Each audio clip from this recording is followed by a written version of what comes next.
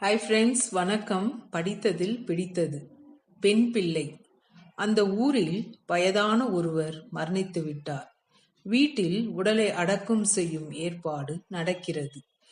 அந்த வீட்டில் ஒருவர் வருகிறார். மரணமடைந்த இவர், என் நண்பர், எனக்கு 15 லட்சம் பணம் தர வேண்டும். பணம் தந்தால்தான் உடலை எடுக்க அனுமதிப்பேன் என்கிறார். விவாதங்கள் நடக்கிறது. 3 மகன்களும் சொல்கிறார்கள், நாங்கள் தரமாட்டோம், எங்கள் தந்தை இது பற்றி எங்களிடம் எதுவும் கூறவில்லை என்கின்றனர்.